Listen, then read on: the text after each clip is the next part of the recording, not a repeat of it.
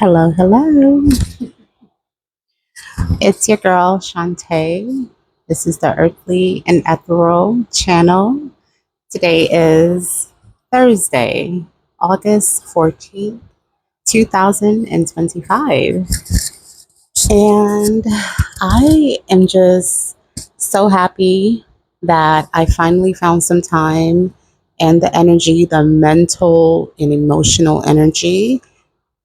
We'll talk about that a little bit in a second, but the mental and emotional energy to finally record something for this channel because I've had so much to say. I've had so much to say, but just not enough time or mental, emotional energy to actually put it together in a cohesive way that makes sense to other people other than me. And when I find myself in that state of mind where it's just not making sense. If I try to verbalize it in words, it's just not.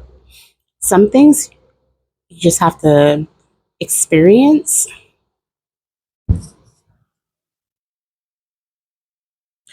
Some things you just, I'm sorry, I'm just hearing things in my ear. Like I just heard my thing say it was disconnected. But if you find yourself in a state where you can't put words to your emotion, you can't put words to your feelings, and it's just something you have to feel your way through it. You have to feel your way through it. And that's exactly where I was at, y'all, for this time. Feeling my way through it. Like, okay, I know I know what I'm growing through, but I don't know how to put it into a way that would make sense for anyone other than myself. And when I'm in that space where I can't put it in a way, in a cohesive language that would make sense to anyone but me, that's also a nudge to let me know that it's just for me. What I'm experiencing is just for me. And then when I'm on the other side of it, I can come and we can talk, we can dialogue, and we can kind of say, is that kind of what you were experiencing? And, you know, collectively just take like a temp, the collective temp to see what we've all been kind of just growing through. So that's where I've been. That's what I've been dealing with. And I am also, really very present for all of the cosmic energy that we're experiencing right now. I just have to say, y'all, like this past weekend with my phone is at 5%, y'all. I cannot. Shantae, you got to do better, girl. uh, this past weekend where it was the full moon in Aquarius. It was the 8-8 portal. It was leading into the Venus conjunct Jupiter in Cancer energy. When I tell you all that, it was just such a mark in time. Such a mark in time. I cannot express loud enough, profoundly enough, how this past weekend was just everything just screamed we are on another timeline. We have crossed over, you know, and it makes so much sense about where we are now, um, versus where we have come from just this one year. 2025, y'all, this 9 year has been intense. It's been intense, but in the best way possible. When I say that there has been so much spiritual growth that I've seen through myself and through others, it's just amazing. And I'm excited to see I'm excited to see things continue to unfold as we have dealt with some of the residual energies, right? Um, but what happened also this weekend, right after the beautiful full moon energy, the moon went quiet. The moon went quiet when it was, making its way from making its way into the new sign after that full moon in Aquarius. It was making its way to the new sign, landed in Aries. But for a period of time there, maybe about 28 hours, I would say, a long time, the moon was what we call void. We had a void moon. And it was so interesting that it this was a longer um, duration of a void moon. Normally, when the moon is like going from one sign into the other, there's a period of time where it's just like void course, and it doesn't have a sign, and therefore, because it's not in a specific sign, it really is like a very, like, I don't want to say meaningless, but it's not a very spirited moon. So that's the time where you're advised to really just like relax and take it easy. You don't want to have conversations. You don't want to. Oh, and then of course, Mercury retrograde also around that same time coming to an end. So I almost feel like that was just that time frame. Monday, Tuesday, Sunday, Monday, Tuesday was just like a time of just like quietness, right? It was almost like a reset energy. Like it was that point where the lights had been turned off, energetically, and it was just time to just like get ready, because we went the moon came right back in Aries, and then we had that Venus Jupiter conjunction. Beautiful energy. But what was interesting to me, you know, I I am a girl that follows astrology, and I try to be mindful about the things I do based on the cosmos. I'm one of those people, because I find that that is a good way to have good results. And when the moon was void course, I intentionally sparked a conversation with someone, because I knew that it would not have any kind of energy behind it, right? It wouldn't have any fire behind it, any emotion. But I needed to have the conversation. But I appreciated the fact that the moon was courseless. The moon was just allowing for emotions to just be tempered and not fueled, right? And the conversation just it turned out to be such a closing of a chapter that was so emotionless. And I know that sounds like ugh, but it was perfect. My phone's about to die. Let me charge my phone, y'all. And I say, I'm sorry, I had to switch my what you call it out. I say that it was perfect, y'all, because sometimes you don't need to have the emotionally charged, sometimes you just need to put things in its place. And during a void course moon, it's a good time to, put your environment. It's a good time to kind of settle things in your environment. Do the things that, you don't need a lot of energy to do. You don't need a lot of emotion and fire to do, a lot of passion to do. It's just about kind of going with the, kind of just doing things in a very, stoic, not even stoic, just like matter of fact. And I had that conversation, and it made me realize that this chapter is closed. And it wasn't because the conversation was with animosity or with any kind of like lingering emotions or anything. It was just like I knew before I had the conversation, but that conversation was like it was the thing that needed to happen. And that was just it was taking care of matters and affairs. And I thought that was just a really perfect time with the moon being void course, because sometimes, y'all, whether whether you want to believe it or not, sometimes we're influenced by these energies. And if maybe I would have had that conversation a day later where the moon was in that fire Aries energy, who knows?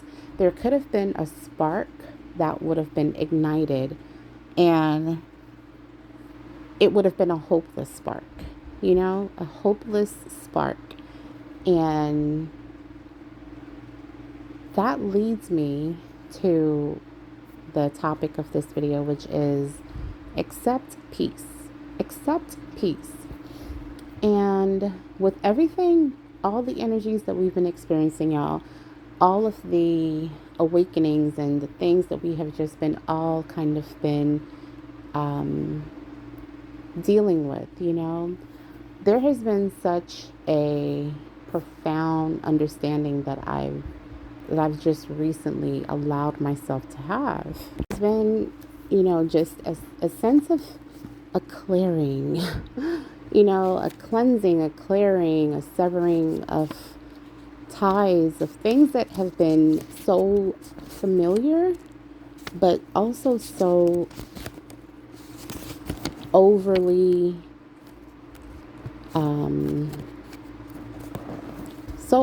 dependent on, and me thinking, about what's happening cosmically, knowing that, okay, Neptune has moved into Aries and Saturn has moved into Aries, or now retrograded, but I know that there's like a forward ushering movement of certain modalities and systems and, practices that are becoming undone, that are dissolving, not in a way that is bad, and that's the thing that I think is so important, is that we as humans, we want to hold on to what we are familiar with. We want to hold on to the comforts of our lives, which is a natural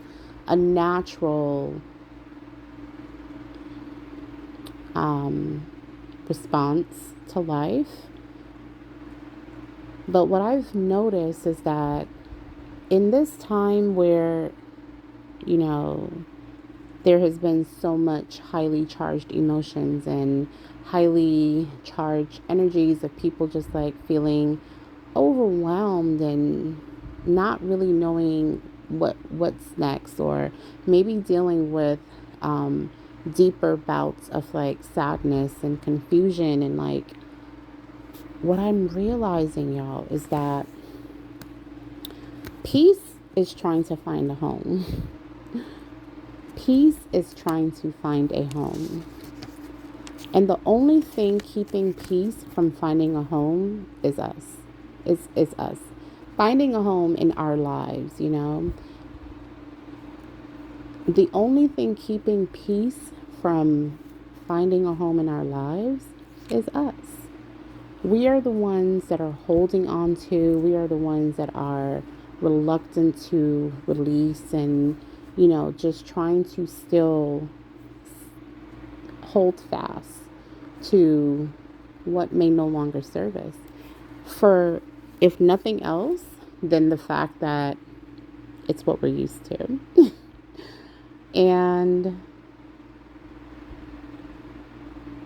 I realized that everything that is dismantling, right? All the things that have been my default responses that are no longer my default responses. Everything that has been my go-to for, okay, if I'm feeling a certain way, if I'm having an emotional feeling, let me go to this default response of, I don't know, calling this person, or having this habit, or reaching for this sweet treat, spending this amount of money, you know what I'm saying? Going on a little shopping spree to, if nothing else, let me forget what I'm feeling. Let me forget for just a moment what I'm actually dealing with. And What I realized, y'all, is that the pain and the anguish is not, it's not because there's a punishment that we should be experiencing. It's because of the resistance. It's because of our own resistance to peace. That's it. So now that, now that it doesn't feel good anymore to reach for the same responsive, you know, things that would make us feel better in the short term, but not overall, not in the long run. Now it's like, well, what now? What now? So some of us may be fighting to hold on to those things while they are fighting to be released. I'll give you guys an example. Maybe there's a relationship or a friendship or a connection that deep in your heart, it doesn't serve you anymore. It doesn't serve you. It doesn't serve you and it doesn't serve that person. And the way how I've been able to tap into this knowing is anytime that I come into connection with, someone like this, my body responds. I get a headache. I start to feel nauseous. I feel weird. It's like, oof. And it's my body literally telling me, you know better. You know better. But why aren't you doing better? And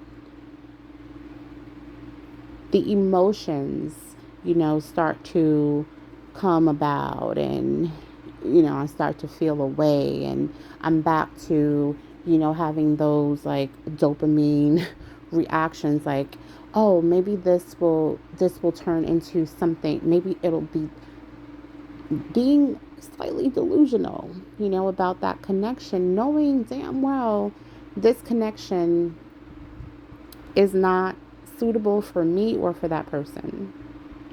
And I'm just using this as an example, y'all. But what is trying to come about what is trying to come about for me is peace. Like, God is literally trying to take me to a place of peace. And I'm resisting peace because I'm trying to hold on to something that is comfortable. I'm trying to hold on to something that is familiar. Not even that it's good, not even that it's fun, because honestly, if we're really honest with ourselves, if we're really real with ourselves, these connections sometimes be so toxic that it's not fun. It's not fun. When you think about the energy, the tears, the pain, that's not fun. There is a much better use of our time than to continue to experience these circles, right? And what I've learned in this season, y'all, is that I'm very adamant about not letting people take me around in circles. You're not taking me in a circle. If this is the only thing that I will let people take me in a spiral. We can spiral together upward. But a circle? A consistent circle? No. And I really had to sit with myself and I was like, okay, anyone that's taking me in a circle or any situation or any loop that I'm having, I have to sever. I have to sever the tie. Not because I'm abandoning, not because I don't love, not because I don't have compassion, care, but because I can't allow myself to be a part of that spell. It's a spell. Anytime you find yourself going in a circle, constant looping circle, and you're not happy in that circle, there's no fruits or anything being produced or anything being developed. It's not a productive circle. It's a painful circle. It's a energy draining circle. You're exhausted. Exhausted from running in place. Cut yourself free. Free yourself. Free yourself. free yourself. Okay? Because peace is trying to find a home. And sometimes we are just holding on to what no longer serves us. It's that simple. It's that simple. And when we realize that, I assure you, I promise you, life gets better. Life gets better. But I will say, one of the reasons why for me, I am able to allow myself to be in cohesive, alignment with that concept that I have to let things go that no longer serve me. And I'm able to do that maybe a little easier than others is because in life in general, I practice, or I try to practice, a sense of detachment. And as a, very compassionate, you know, emotionally driven woman, divine feminine, that's not always easy, but I do check in with myself and make sure, like, okay, is this situation rooted in the right emotion? Are you emotionally connected for the right reasons? Is this a dependency or is this reciprocal?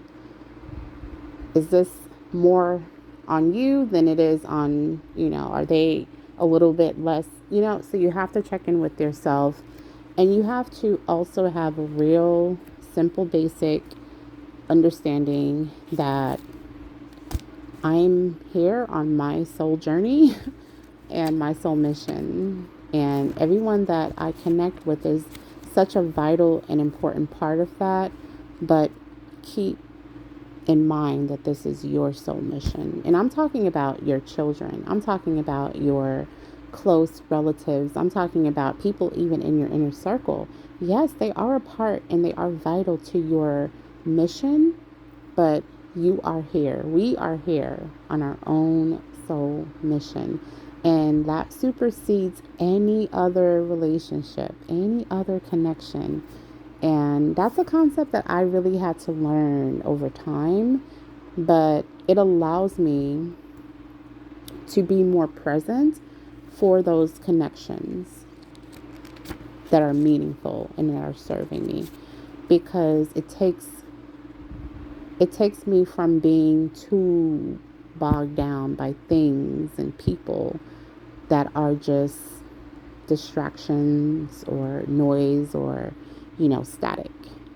And it doesn't take much for me to remove myself emotionally. And it shouldn't, because again, soul mission takes precedence. So, yeah, I just wanted to remind you, me, us, as this beautiful time that we're in continues to evolve and grow and blossom, that we should remember to accept the peace. Things that are shifting out, shifting away, things that are changing, things that are, evolving into other things. Allow it to happen. Allow it to happen and accept the peace that is coming over your life through those things now shifting in the way that they are. Don't hold, don't, try to keep something, don't fight, don't resist, allow. And there is such a sense of just being in love with your life that comes with that it is just amazing. And I know that there are people right now that are having a hard time adjusting to, some of the things that are happening, the energies that we're dealing with. It's intense. And that's why I think for me, it's been important to do my little part. My little part is for the people who are listening. I'm going to drop you that cosmic forecast, just because it's just good to know what is ahead. It's good to know what energy we're under. I'm not I'm not a perfect astrologer. I'm a student of astrology, and sometimes I like to share certain tidbits, right? But it's for the people who might not need a full on, drawn out, like, detail. There are so many wonderfully smart, amazing astrologers who have that down pat. Um, they can give you a course on the energies and the alignments, and they can go in. I find that sometimes knowing too much can be overwhelming. Knowing too much can be overwhelming, and it can feel like I would rather just not know anything. So sometimes even I experience that where, I might listen to certain astrologers who I find to be amazing at their craft. And they're saying, this is going to be, a very beautiful time. This is going to be a very lucky time. And there's going to be a time where you need to really, da da da da da. And they're like telling you what you need to do in this time and how you need to be. And it's like, I can't. I can't. All I can do is wake up and exist. It's too much for me to know. So, in the spirit of me knowing that sometimes knowing too much, even if it's good news, because maybe I'm not feeling so great when you're telling me that. So now my mind is telling me I should be experiencing bliss based on the cosmic alignments, but my energy is telling me no, right now it's tough, you going through it, girl.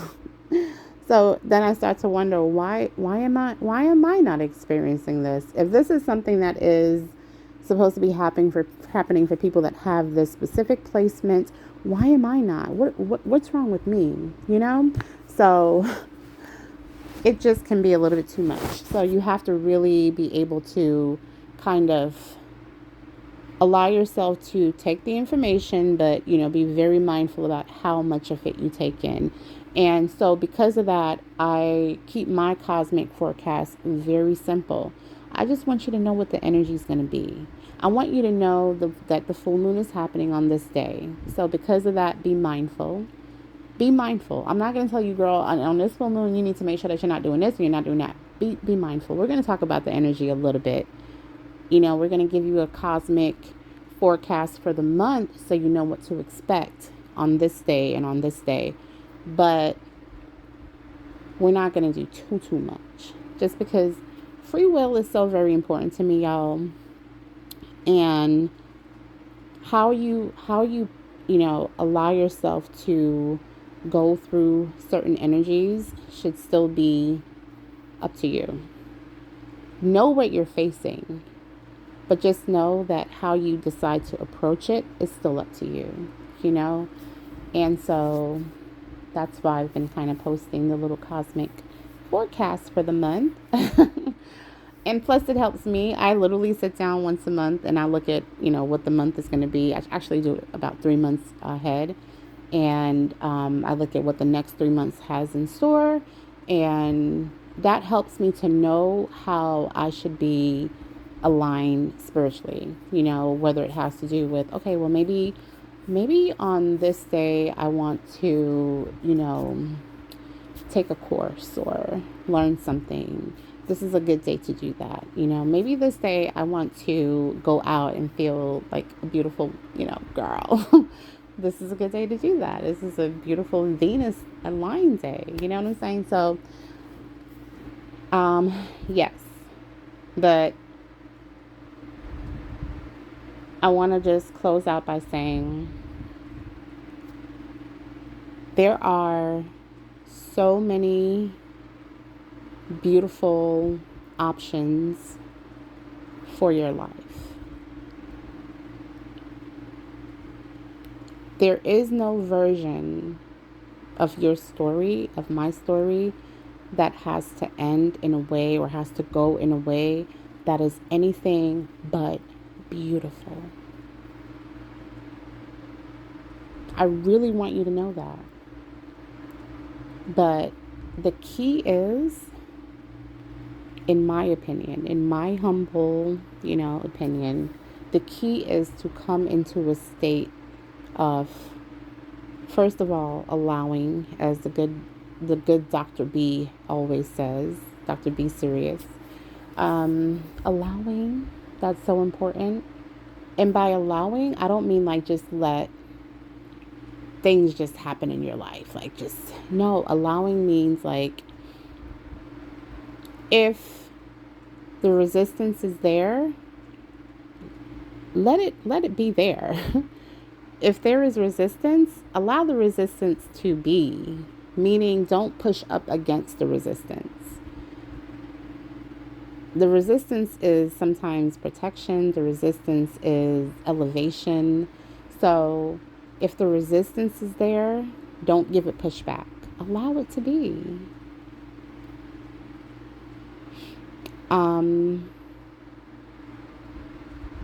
And once I think we step into that sense of allowing, we are open now to possibility.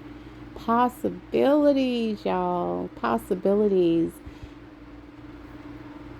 Where you may see lack, limitation, stagnation, suddenly becomes a space of possibility, because you shift your mindset. You didn't see the resistance as a blockage or something that was bad. The resistance can become your blessing. It can become your best friend if you allow, right? So that is something that I had to kind of remind myself because the energies, the retrograde especially, really for me, and this is something, if you experience this, let me know. Retrogrades are not tough for me in the thick of it. What's tough for me are the shadow periods. So the start of before the retrograde even starts, when the retrograde is over, those two bookends become times where I am faced with some sort of nudge from the universe, from God, to say, I need you to pay attention to this.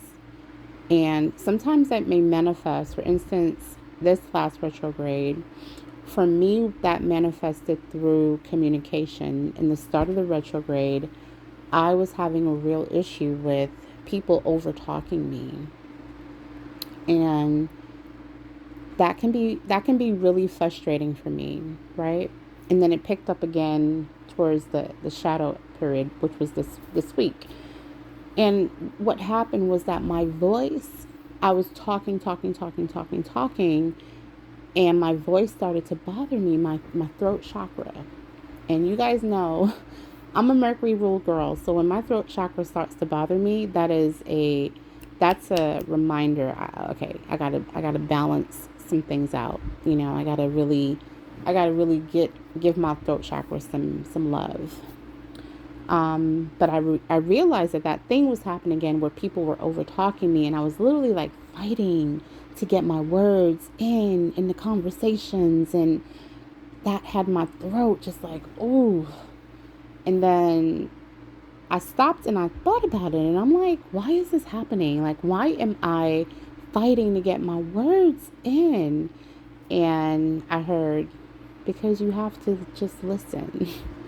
You have to just listen. You have to just be quiet and just listen. And I was like, oh, this is what the Mercury retrograde wanted me to learn. That I have to just listen. Be still and listen. So I say that all to say, as the consensus has been online, that this Mercury retrograde was probably one of the toughest ones, and it probably was in a while, because all of the other things that are happening, Saturn in retrograde, Pluto in retrograde, Chiron in retrograde, Neptune in all the things, right? It's a fire retro. It was a fire sign retrograde also, but there's always something to gain for your spiritual evolution through a Mercury retrograde. There's always something to gain. And if you can become quiet enough, aware enough, present enough to see the connections, to connect the dots, right? Oh, okay. Well, first of all, my toughest point during this retrograde is right in the middle of the retrograde. So that's telling me that in itself is a message. Okay, my, you know, what's been happening to me is I've been forgetful. I've been, and I'm just, this is examples. I've been misplacing my things, like I'm losing everything. Maybe that's a little nudge that you need to slow down. You need to slow down, right? I think what we tend to forget is that we too, we're planets too. We're planets too. We're moving through the atmosphere too, right? Sometimes we just need to slow down. Sometimes we just need to reconnect our rhythm, right? My message, my nudge was shh, shh. Stop trying to get your word in edgewise and just listen to what people are saying. Listen to what God is saying. Listen to what nature is saying. Listen. Because everything that you are about to say or about to speak to, you're being told, you're being given the information. You just gotta shh. And, I was like, okay, I got it. I'm going to definitely try to apply that. But what happened when I got quiet, when I got quiet, not only with my words, but also with my thoughts and also with my body and my spirit, is I heard, accept peace. Accept peace. Everything that you are sad about, everything that you are crying about and fussing about, is peace trying to find its way into your life. Accept it. Accept it. There'll be other opportunities. There'll be other things. There'll be more. But for what it is right now, accept peace first and foremost. And y'all, that changed me in these last 2 business days. It's your girl Shantae. This is the Earthly and Ethereal channel. I hope you guys are, I really hope, I pray, I believe that where you are right now in your spiritual journey, on your path, that you are blessed, that you are abundant, that you see the goodness in life, that you see the goodness in yourself, and you see that you deserve peace. You deserve peace, so accept peace. And accepting peace may mean you got to leave some people behind. It may mean that you have to close some chapters because them chapters are trying to close themselves. Let them close. So, as always, y'all, divine wellness, and continue to power through and be well. Much love to y'all.